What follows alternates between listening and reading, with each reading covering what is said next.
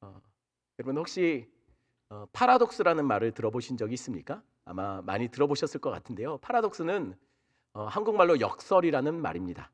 이 역설이라는 말, 그럼 역설이 무엇일까요? 이게 사전적인 의미는요. 이게 참 모순된 말인 것 같은데 가만히 보면 그 안에 나름대로의 합당한 의미를 갖고 있는 그런 표현들을 역설적인 표현이라고 합니다. 이렇게 말을 해도 어렵죠. 그래서 예를 한번 들어보겠습니다. 그 한용운 님의 그 님의 침묵이라는 시 아시죠? 여기에는 이런 역설적인 표현이 등장합니다. 아, 님은 갔습니다. 나는 님을 보내지 않았습니다. 님은 갔지만 나는 님을 보내지 않았습니다. 이런 표현이 있어요. 이게 역설적인 표현이라는 거예요. 아니, 님이 간 겁니까? 안 간 겁니까? 간 거죠. 갔는데 나는 안 보냈대요. 아니, 그 님이 내가 안 보낸다고 안 가고 뭐 그러는 님이 아니지 않습니까? 우리가 아는 님들이 그렇지 않습니까? 갔어요. 근데 내가 안 보냈다는 거예요. 이게요. 사실 당시에 우리나라 상황과 연결돼서 굉장히 상징적인 의미를 많이 담아내고 있다는 거예요. 예를 들었더니 더 어렵죠. 그래서 좀 더 쉬운 예를 한 가지 더 드리겠습니다. 슬픈 행복. 이게 역설적인 표현이라는 겁니다. 모순됐죠. 아니, 슬프면서 어떻게 행복합니까? 소리 없는 아우성. 아니, 소리 없이 어떻게 아우성을 칩니까? 그런데 이게 앞뒤가 안 맞는 모순을 갖고 있지만 곱씹어 보면 그것이 굉장히 큰 의미를 담고 있다는 것이에요. 그냥 평범한 말들로는 표현해낼 수 없는 의미를 역설적인 표현으로 그것들을 담아내고 있다는 것이죠. 그래서 시인들이 이 역설적인 표현으로 시를 많이 사용합니다.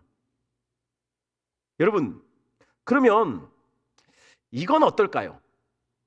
메리 크리스마스, 기쁜 성탄. 여러분, 이 말은 어떨까요? 이 말도 역설적인 표현 같지 않습니까? 이 안에도 패러독스가 있는 것 같지 않습니까? 아니, 왜 기쁜 성탄이 역설적인 표현일까요? 우리가 늘상 써던 말 아닙니까? 우리는 아무런 이질감 없이 써왔던 그런 인사들 아닌가요? 우리는 늘 이때쯤 되면 메리 크리스마스, 기쁜 성탄 되세요 이런 말을 하고 있는데, 아니 여기에 도대체 어떤 모순이 있냐는 거예요. 그러면 묻겠습니다. 성탄이 여러분 정말 기쁜 날입니까? 여러분, 성탄이 정말 기뻐해야 할 날이 맞습니까? 예수님이 나심이 정말 기뻐해야 될 그런 사건인가요?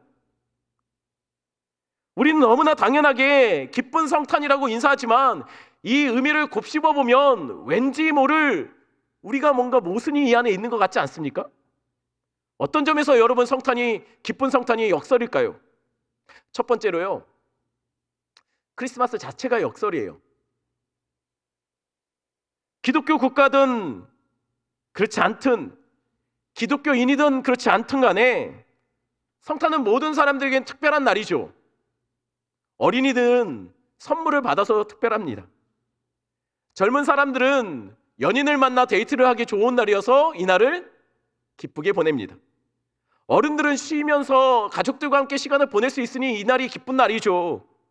아무튼 크리스마스는 모든 나라, 모든 세대 사람들에게 그것이 어떠든 상관없이 무언가 기쁜 일이 일어날 것 같고 무언가 기쁘게 보내야만 할 것 같은 날이 바로 이 날 아닙니까? 저희도 어저께 크리스마스 예배를 마치고 집에 갔더니 우리 아이들이 엄마 밥을 거부했습니다. 크리스마스 날 왜 그러시냐고. 우리 권사님 중에 한 분이 어제 우리 민족이 배달의 민족인 게 어저께 어저께 확인이 된다고 하던데요. 어저께 다 배달시켜 드시거나 아니면 나가서 드셨죠? 식사 집에서 하셨나요? 아이들 정말 착하네요. 우리 아이들은 밥을 거부하던데. 여러분, 성탄은요 사실 선물을 받는 날도 데이트를 즐기는 날도 가족들과 쉬면서 함께하는 날도 사실은 아닙니다. 성탄은 어떤 날이죠? 성탄은 한 아기의 탄생을 기념하는 날이에요. 근데 이 아기가 평범한 아기가 아니죠. 이 아기는요 세상에서 유일하게 죽기 위해 태어난 아기예요. 아니 어떻게 사람이 죽기 위해서 태어납니까? 여러분 맞죠? 사람은 태어나는 순간부터 살아갑니다. 사람은 태어나는 순간부터 존재 그 자체가 살아갈 이유가 돼요. 모든 사람들은 열심히 잘 살기 위해 노력하며 살고 있지 않습니까? 그런데 유일하게 이 땅에 태어나면 순간부터 죽을 목적으로, 죽을 사명을 갖고, 죽어야 할 이유를 갖고 태어난 아기가 있다는 거예요. 그게 누굽니까? 예수 그리스도예요.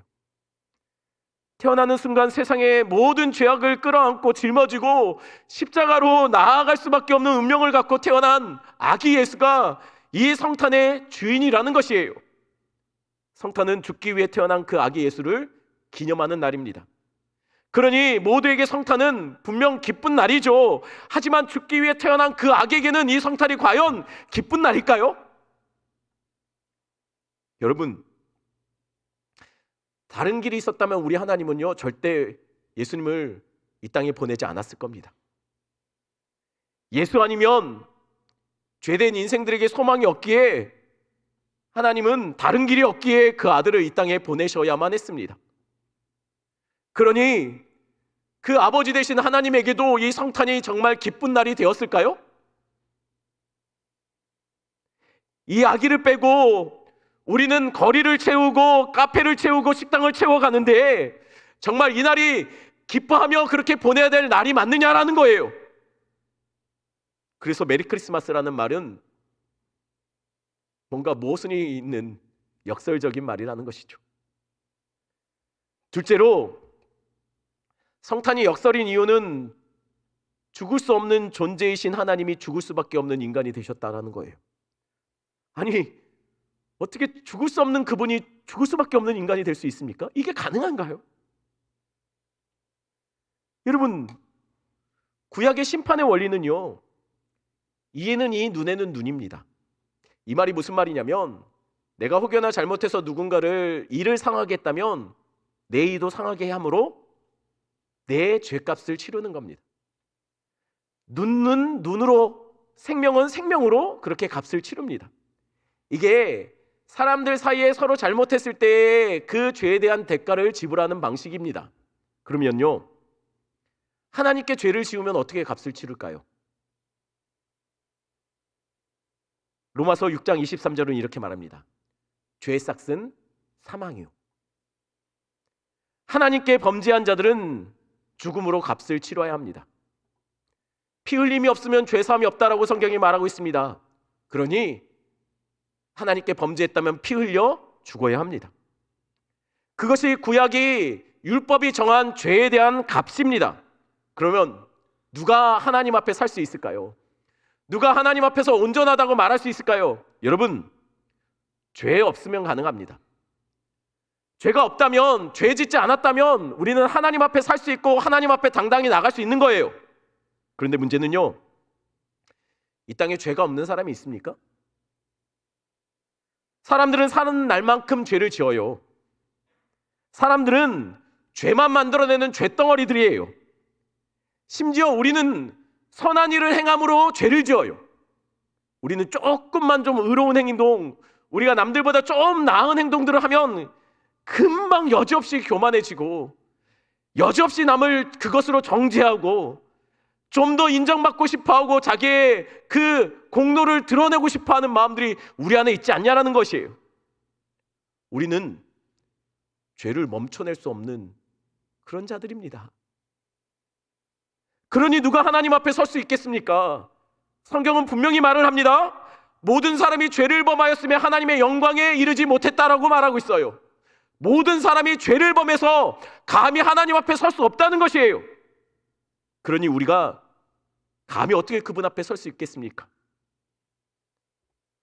그래서 하나님은요, 죄인을 만날 수 있는 길을 열어주셨습니다. 하나님은 죄인들이 그분 앞에 설 수 있는 길을 열어주셨는데 그것이 무엇이냐면 바로 구약의 제사제도예요. 죄의 삭은 사망이죠. 그래서 하나님이 이렇게 하신 거예요. 대신 값을 치르라는 거예요. 죄인, 내가 죄를 져서 내가 죽어야 되지만 대신 흠없는 재물을 가져와서 죽이면 내가 그 죄값을, 이 재물의 죄값을 나의 죄에 대한 죄값으로 대신 받겠다는 것이죠. 그게 대속입니다. 대신 값을 치르게 함으로 내가 죄로부터 자유로워지는 것이죠. 그래서 제사를 드리러 오는 사람들은요, 반드시 제물을 갖고 하나님 앞에 나와야 됐습니다. 여러분, 제물을 끌고 오면 제단 앞에 서면 제일 먼저 해야 될 일이 있었어요. 그건 뭐냐면 이 제물에다가 손을 얹고 기도하는 것이었습니다. 아니, 왜 갑자기 제물을 갖고 와서 손을 대고 왜 기도를 합니까? 조금 있으면 자기 죄 때문에 죽을 건데 왜 그럴까요? 여러분, 내가 죽여야 될 이 제물에게 내가 손을 얹고 기도하는 것은요, 내 죄를 다 전가시키겠다는 거예요. 내 죄를 이 흠없는 제물에게 다 뒤집어 씌우겠다는 행위, 상징적인 행위가 바로 손을 안수해서 기도하는 장면입니다. 자, 그러면 내가 가져온 제물에 내가 안수를 했으니 그러면 이 제물은 어떻게 된 겁니까? 이제 내 모든 죄를 짊어진 양이 된 거예요. 자, 그러면 그 다음 하는 것이 있어요.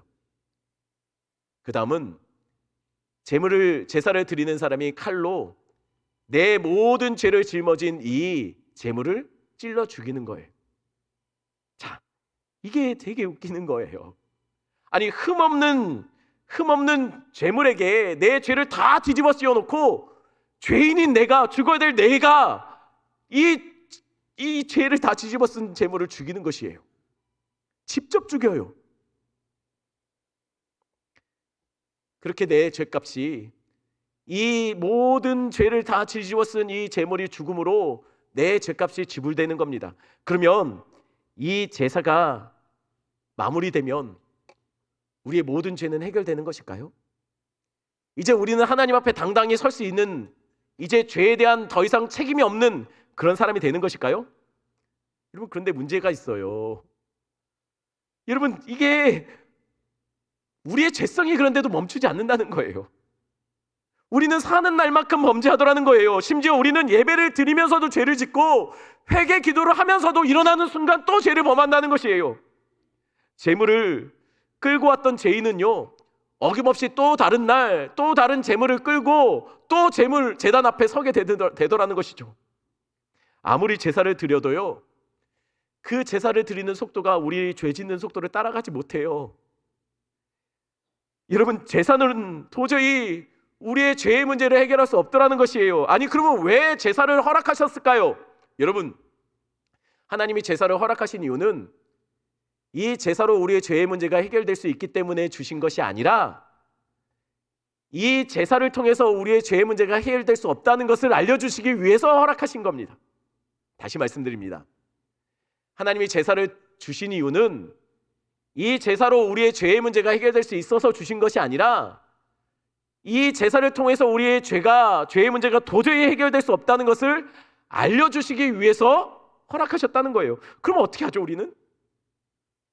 우리는 어떻게 할까요? 인간들은 그 죄로부터 구원받을 소망이 없는 겁니까? 여러분, 우리는 우리의 죄의 문제를 어떻게 못합니까? 네, 맞습니다. 우리는 죄의 문제를 해결할 방법이 없어요. 우리에게는 그 죄의 저주를 풀어낼 수 있는 능력이 없습니다. 우리는 안 됩니다. 그런데 혹시 말이죠, 죄 없는 존재가 있어서, 정말 아무런 죄도 없는 존재가 있어서, 그 존재가 혹시 영원한 존재여서 한 번 죽음으로 과거, 현재, 미래를 한 번에 단 한 방에 값을 치를 수 있는 영원한 대속물, 영원히 존재하는 어떤 재물이 있어서 그 재물이 우리를 위해서 단 한 방에 값을 치르고 죽어서 우리를 대속할 수 있다면, 그러면 가능합니다. 우리가 바쳐왔던 이전에 율법에서 바쳐왔던 재물은 죽는 순간 끝났는데, 혹여나 영원한 재물이 있어서, 존재가 있어서 한 번 죽음으로 그럼에도 불구하고 계속 이 효력이 있는 어떤 영원한 그 대속물이 있다면 이것이 가능하다는 것이에요. 근데 문제는요, 아니, 영원한 존재가 어디 있습니까? 영원한 게 어디 있나요? 하나님 빼고 영원한 게 어디 있나요? 없죠. 그리고 말이 안 되는 게요, 아니, 영원한 존재가 어떻게 죽습니까? 죄값을 치르려면 죽어야 돼요. 근데 영원한 존재는 죽을 수 없지 않습니까? 영원한 존재가 죽으면 영원한 존재가 됩니까? 그러니 이게 문제라는 것이에요. 그럴 수가 없죠. 그런 존재는 없죠. 그런데 하나님이 그렇게 하셨다는 거예요. 영원한 하나님이신 예수님이 이 땅에 죽을 수밖에 없는 인간의 몸을 입고 이 땅에 오신 겁니다. 예수님은 완전한 하나님이시고 완전한 사람이셨어요. 그가 하나님이시기 때문에 흠없는 영원한 대속물이 되실 수 있는 거예요. 그가 또한 완전한 사람이기 때문에 그가 죽음으로 우리의 죄값을 치를 수 있는 것이죠. 하나님이 죽어야 하기에 하나님이 죽을 수밖에 없는 사람이 되어서 이 땅에 오신 것이 바로 예수 그리스도라는 거예요. 여러분, 그렇게 오신 예수님을 죄인들이 어떻게 합니까? 죄인들이 예수님을 심판해요. 정죄해요. 모든 죄를 뒤집어 씌워요. 그리고 죄인들이 직접 예수님을 십자가에 못 박습니다. 마치 대속제물을 끌고 와서 자기의 모든 죄를 뒤집어 씌우고 직접 죽이는 것처럼 예수님이 십자가에서 사람들에 의해서 정죄되고 직접 사람들이 그를 십자가에 매달았다는 것이에요. 오늘 읽은 성경은 예수님을 임마누엘이라고 그렇게 이름 부르고 있습니다. 임마누엘은 히브리어로 하나님이 우리와 함께 계시다는 뜻이에요. 그냥 함께 자리에 있어 준 것이 아닙니다. 그냥 옆에서 우리를 지켜보겠다는 이야기가 아니에요. 그분이 우리의 절망과 고통 속으로 들어오셨다는 얘기예요. 우리의 아픔 속으로 함께 하셨다는 얘기예요. 여러분, 사람들이 억울할 때 종종 이런 말 하죠. 너도 내 입장이 돼봐.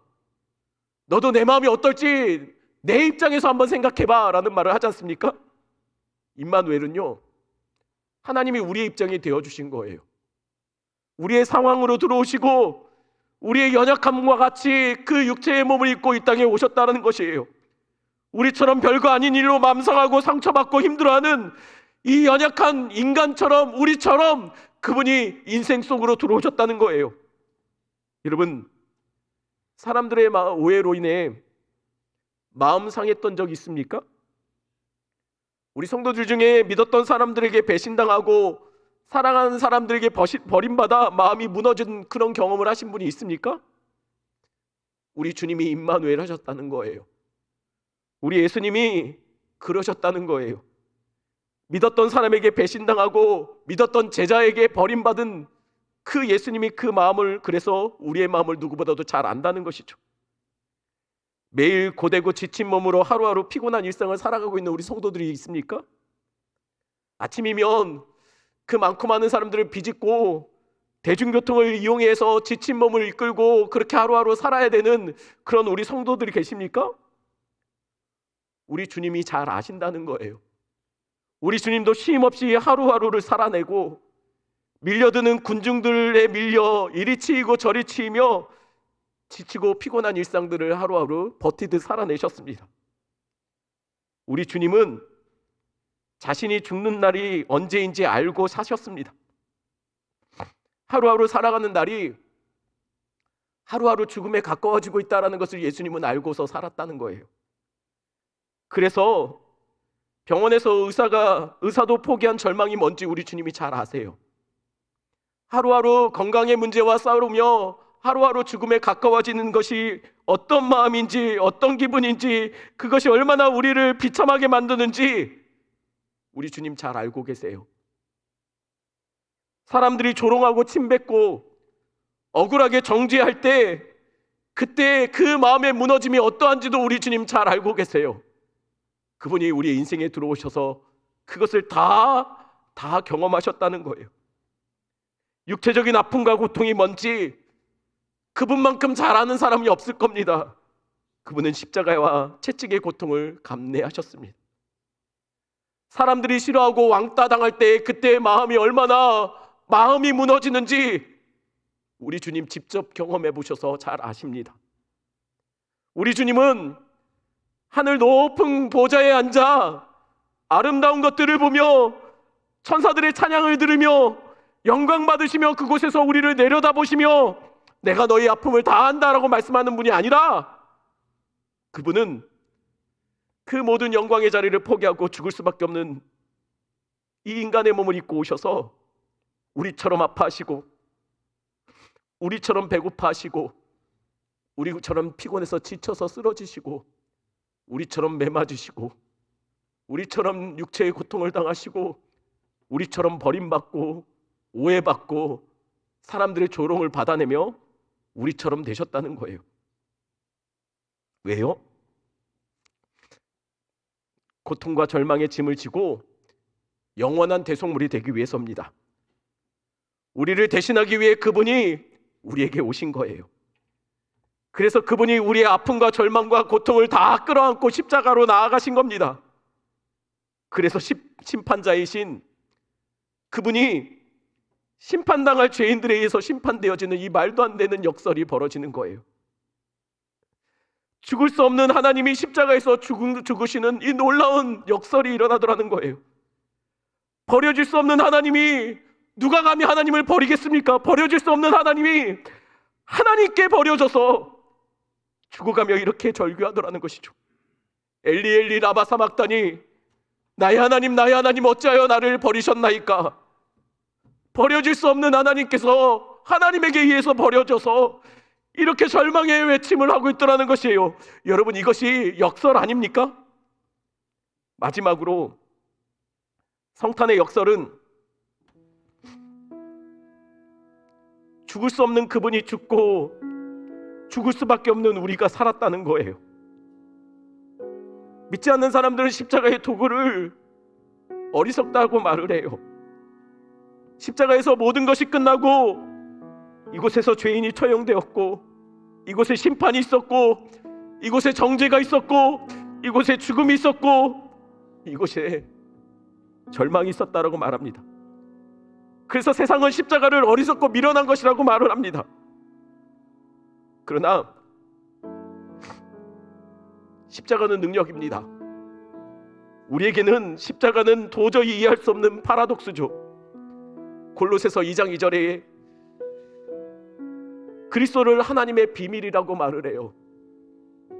영어로 감추어진 것이 아니라 도저히 이해할 수 없는 미스테리라는 거예요. 우리 주님은 도저히 우리의 생상으로는 이해할 수 없는 놀라운 신비로 우리에게 오셨다는 것이죠.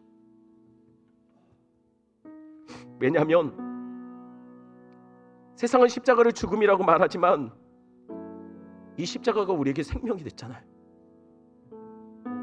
세상은 십자가를 절망이라고 말하지만 우리에게 십자가는 소망입니다. 세상은 십자가에서 모든 것이 끝났다고 말하지만 우리는 십자가에서 시작된 인생 아닙니까? 세상은 십자가를 패배라고 말합니다. 부끄러움이라고 말합니다. 어리석은 거라고 말합니다. 그러나 십자가는 우리의 소망이고 우리의 승리고 우리의 자랑입니다. 감히 구원받을 수 없는 존재가, 감히 하나님 앞에 설 수 없는 존재가 이 십자가 때문에 하나님을 아버지라고 부를 수 있는 영광을 가진 거 아닙니까? 이것이 파라독스라는 거예요. 성탄절은 우리의 구원이 되시기 위해 죄인의 몸으로 오신 그분을 기념하는 날입니다. 우리의 소망 되시기 위해 그가 절망이 되셨고, 우리에게 복을 주시기 위해 그가 저주를 받으셔서 작정하신 날, 그것을 기념하는 날이 성탄이라는 거예요. 그러니 크리스마스는요, 우리가 도저히 이해할 수 없는 파라독스인 거죠. 우리는 우리를 위해 십자가를 지시기 위해 오신 그 예수님을 기념하며 지금부터 성찬을 진행하려고 합니다. 우리 주의 보좌로 나아갈 때 이 찬양을 하시면서 여러분 기도하시면서 기도하는 마음으로 성찬을 받을 준비를 하시면 좋겠습니다. 우리 이 찬양 같이 합니다. 주의 보좌로 나아갈 때